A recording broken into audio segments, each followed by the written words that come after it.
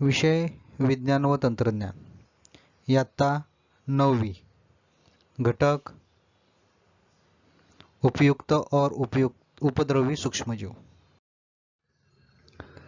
आज के घटक किण्व और प्रतिजैविक। इस वीडियो में हम आज किण्व और प्रतिजैविक ये दो घटक पढ़ने वाले हैं। कृति। अब किण्व को समझने के लिए हम एक कृति करेंगे। कृति के लिए हम क्या करेंगे, बाजार से एक एक्टिव ड्राई ईस्ट लेकर आएंगे इस प्रकार का। उसके बाद एक बोतल में एक चम्मच ईस्ट, मतलब ये जो पाउडर है वो पाउडर उस बोतल में हम भरेंगे। उसके बाद उसी बोतल में 2 चम्मच चीनी और थोड़ा गुनगुना पानी मिलाएंगे।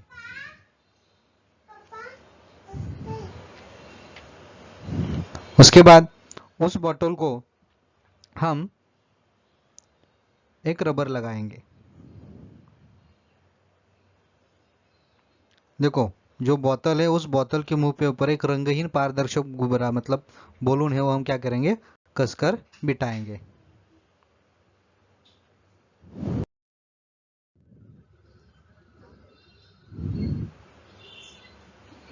दस मिनट बाद कौन कौन से बदलाव दिखाई देंगे। गुब्बारे में जमा बीकर हुए गैस में काली चूना मिलाइए। मतलब जो गैस, जो बलून है उस बलून को क्या करना है, 10 मिनट रखने के बाद क्या क्या बदलाव हुए हैं उसमें हमें देखना है। ये जो बलून बोतल के ऊपर है ना, उसमें क्या है, जो गैस जमा हुई है उसमें हम क्या करेंगे, कली चूना मिलाएंगे।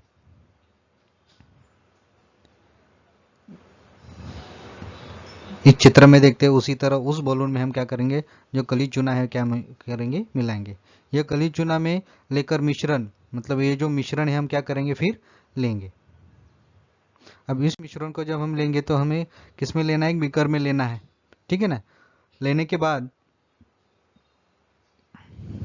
यह कली चूना बीकर में लेकर परीक्षण कीजिए। मतलब ये बीकर में लेने के बाद उसका परीक्षण करना है।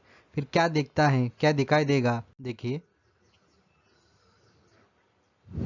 बोतल में द्रावण की एक बूंद स्लाइड पर लेकर, मतलब जो बूंद लिया है वो हम क्या करेंगे, वो स्लाइड पर रखेंगे, ठीक है ना। उसी स्लाइड के ऊपर हम आच्छादक कांच है वो रखेंगे। संयुक्त सूक्ष्मदर्शी की सहायता से निरीक्षण करेंगे और बोतल का जो द्रावण है वो हम क्या करेंगे, संभाल के रखेंगे। जो भी हमने द्रावण मिला है वो द्रावण हम क्या करेंगे, जो साइड पे लेंगे। साइड पे लेने के बाद वो सूक्ष्मदर्शी के नीचे हम रखेंगे और उसका निरीक्षण करेंगे। निरीक्षण करने के बाद हमें स्लाइड पर लंब वृत्ताकार रंगहीन कोशिकाएं दिखाई देती है। चित्र में जिस प्रकार दिखाई दिया है उसी प्रकार हमें क्या होता है, रंगहीन कोशिका, ये लोग कलर से मैंने देखो इसको किया है, ये रंगहीन कोशिकाएं दिखाई देती है। इन कोशिकाओं पर छोटे वृत्ताकार भाग चिपके हुए दिखाई देंगे। देखो ये जो कोशिकाएं हैं उनके ऊपर छोटे छोटे वृत्ताकार भाग चिपकाए हुए देंगे। ये क्या है, इसकी नई बनती हुई कोशिका है। ये जो दो भाग दिख रहे हैं वो क्या है, इसकी नई बनती हुई कोशिकाएं है। आगे ये ईस्ट, जो ईस्ट है ये क्या है, एक कोशिकीय कवक है। मतलब किण्व जो है वो क्या है, एक कोशिकीय कवक है। इस प्रकार देखो, ये अंकुर है, उसके बाद कोशिका भिगती रहती है, जो हमने उस छोटे गुब्बार को देखा था उससे। ये केंद्रक है और ये कोशिका द्रव्य है। इस प्रकार क्या रहता है, किण्व रहता है। प्रजनन की इस अलैंगिक पद्धति को मुकुलायन कहते हैं। किण्व एक परपोषी कार्बनी पदार्थ और वृद्धि करने के लिए करने वाला कवक वर्गीय सूक्ष्मजीव है। जो हमने देखा, ये जो है किण्व है, किण्व क्या है, उनका जो प्रजनन होता है क्या रहता है, अलैंगिक प्रजनन से होता है। आगे ईस्ट यह एक कोशीय कवक है। उनकी लगभग 1500 प्रजाति अस्तित्व में है। किण्व कोशिका दृश्य केंद्रीय प्रकार की भी होती है। मतलब जो किण्व है उसके एक कितनी प्रजाति है, तो 1500 है, और ये दृश्य केंद्रीय प्रकार की किण्व कोशिका है। इस प्रकार इसमें देखो 1500 जातियां है किण्व की।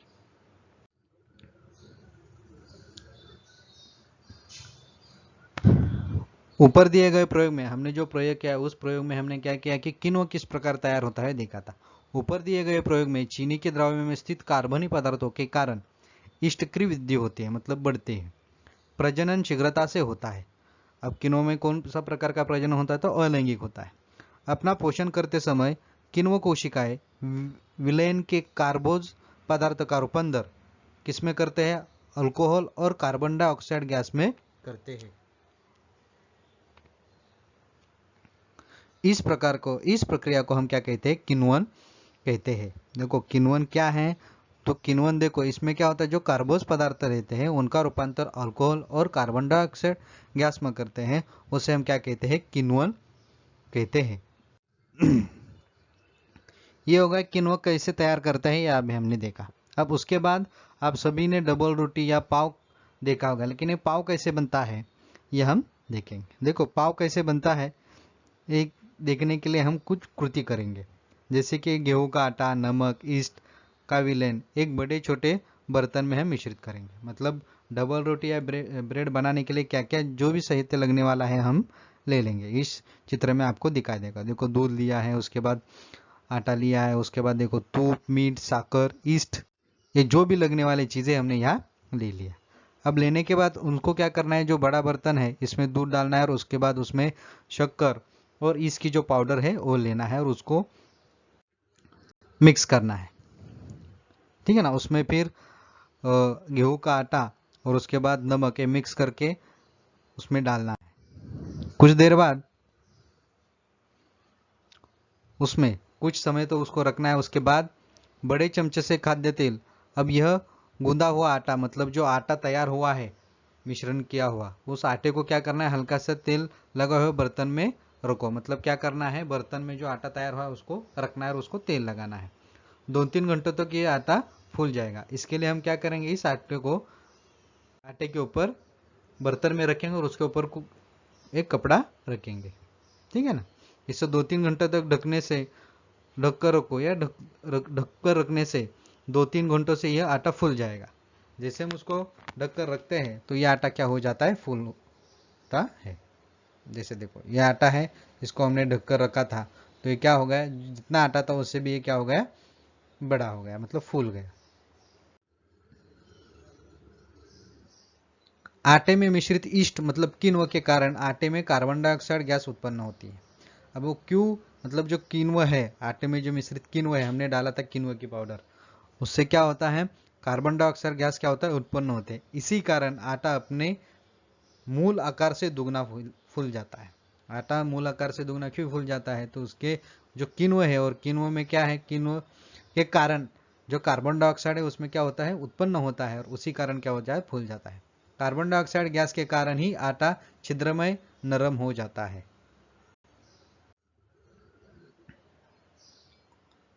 अब उस आटे को जो भट्टी रहती है, ओवन भट्टी, ताप उसका जो टेम्परेचर कितना होना चाहिए, 220 डिग्री तक बढ़ाओ और उसमें 25 से 30 मिनट तक आटे के गोले को सेको। मतलब जो आटे के गोले उसको क्या करना है, 220 डिग्री तक क्या करना है, बढ़ाना है और उसमें ये गोले रखने हैं।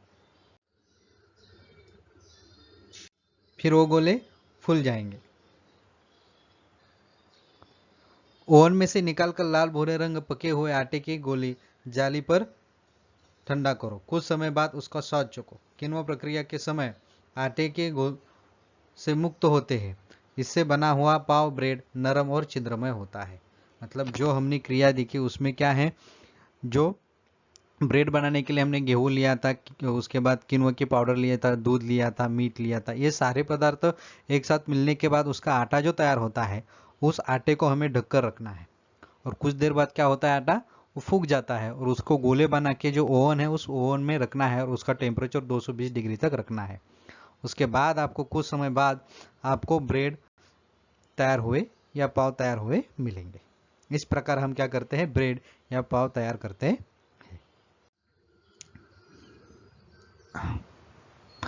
आगे है पेनिसिलिन।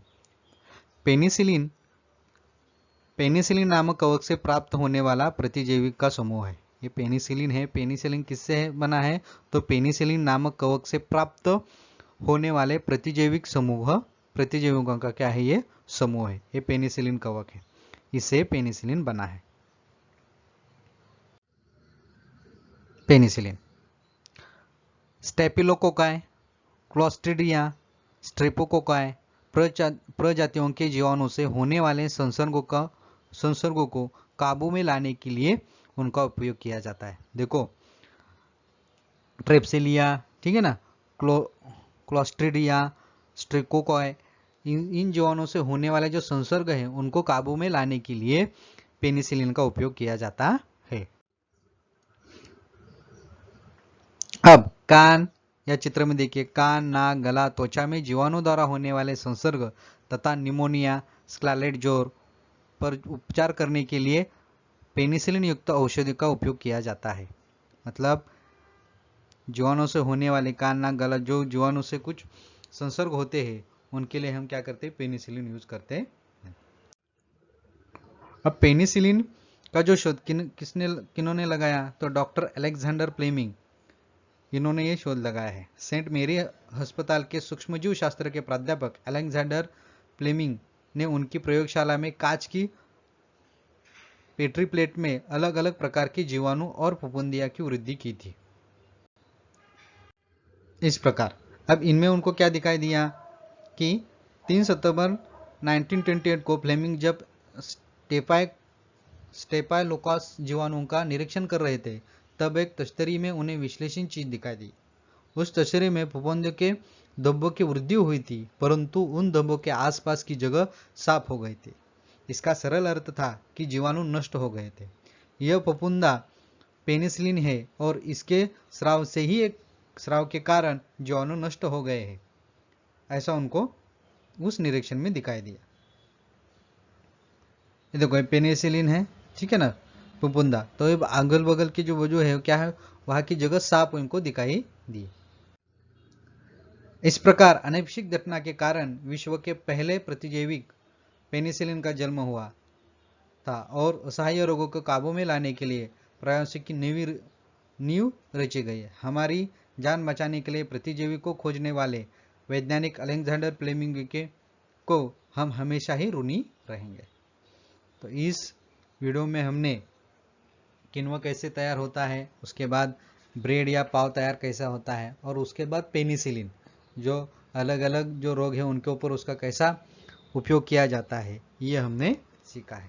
अगर आपको ये वीडियो पसंद आया तो आप इस वीडियो को लाइक करो और सब्सक्राइब कीजिए। इस वीडियो को और इन पाठ के प्रश्नोत्तर देखने के लिए माय के गणेश ब्लॉग स्पॉट, इसके ऊपर आप जाएंगे तो आपको इस पाठ के प्रश्नोत्तर मिल जाएंगे।